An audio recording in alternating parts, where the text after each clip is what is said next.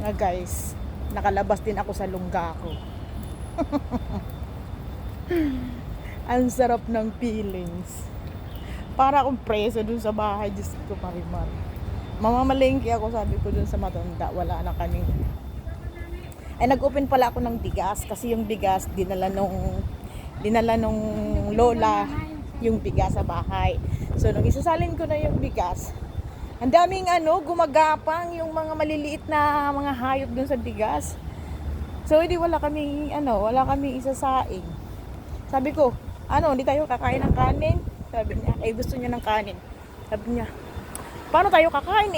Tinapon na natin yung bigas. Sabi ko, no problem, bumili tayo ng bigas. Sabi niya, paano? Sabi niya, mamamalingki ako. Kaya, ayan, nakalabas si Kunya. Ngayon, mamalingki, may dala akong basket, may dala akong car, ayan. Kaya po tayo sa palengke. Dalawang beses na niya ako sinama dito kaya alam ko na yung papunta ng palengke. Ayan. Papunta tayo sa palengke. Guys, samahan niyo ako Tinanong pa niya ako kung marunong daw ba ako. Diyos mio, Marimar. 7 taon na ako sa dati kung amo, di ako marunong. Ang sarap ng feeling, nakagala ako ngayon. Kasi nung sa unang amo ko, Diyos ko, araw-araw ako nasa labas. Dito naman sa pangalawa, hindi ako makalabas. Kaya buti na lang yung bigas na binigay ng lola is maraming niknik. Kaya ngayon, nandito tayo sa labas. Mamalingki tayo. Ito ang palengke nila. Ayan ang palengke nila mga guys. Ayan. Diba? Pintuan pa lang isda na. Madami isda. Ayan ang palengke nila dito. Ang daming isda sa taas. Ayan, may pating pa. Daming isda.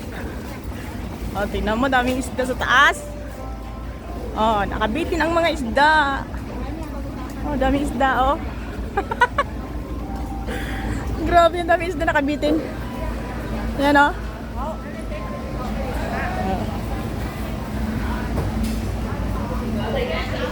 Ayun mga guys, may mga pating. Ay, ano ba to? Pagi yata to Ayun, pagi. Ayun, Ayun, sa dulo, may pating sa dulo. Ayun. So, pupunta tayo sa supermarket mga guys. Kasi sabi niya, doon daw ako pumunta. Supermarket. Bibili ng inutos niya sa akin. Para. Ayan. Punta na tayo sa supermarket. Samahan niya ako doon. Mamili tayo ng ating pamimili.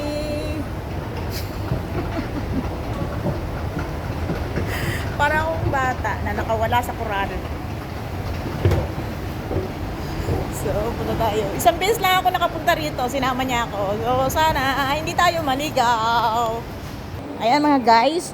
Naalala ko tong lugar na to. Ayan, dito kami pumupunta ng aking mga amo. Dati kong amo dyan kami pumupunta. Naglalaro kami dyan nila Kawon. Yan, dyan kami naglalaro. Tapos kumakain kami dyan sa restaurant na yan. Ito, restaurant yan, dyan kami kumakain. Yan, di ba? Naalala ko yung aking alaga. So, ayan na yung ating market na pupuntahan mga guys. Samahan niyo ako mamili. Ayan, may dala tayong sasakyan. Para di tayo mahirapan ng bit kasi bibili tayo ng bigas.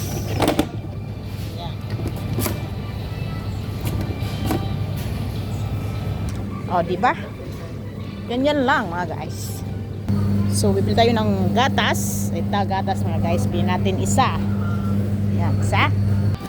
Ito naman tayo sa bigas mga guys. Bili tayo ng bigas. So, ang mga bigas nila dito guys, wala nang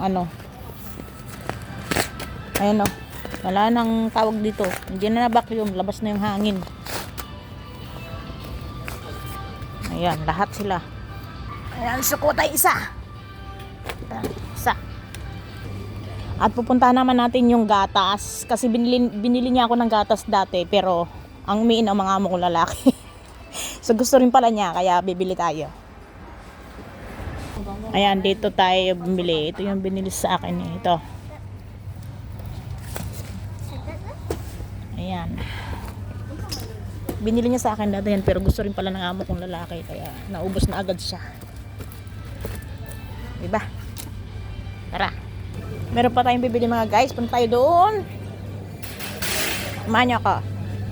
Bibili naman tayo ng itlog mga guys. Dito ang mga itlog. Napakadaming itlog dito. Sari-saring itlog. May pula, may itim, may puti. Bili tayo ng itlog mga guys. So ito yung kunin natin mga guys. Ayan, 29 ang isa. Pag kumuha ka ng dalawa is 50. So kuha tayo ng dalawa. Ayan na. Okay na yan. So let's go. Mamaya punta tayo sa baba. Samahan niyo ako. Ay, Diyos ko naman, napakaraming soju. Ang sarap lang, ayan. Ang sarap. Ay, nako. Mura lang dito, 19. Bili tayo nito, guys. Masarap to. Lutuan ko sila ng paborito rin ng alaga ko. So, ayan. Nakapamili na ako ng dapat kong bilhin. So, mamaya, bibili pa ako ng mga gulay at ng isda sa baba. So, ayan lang mga guys. Maraming salamat po sa inyong lahat. Thank you. Bye.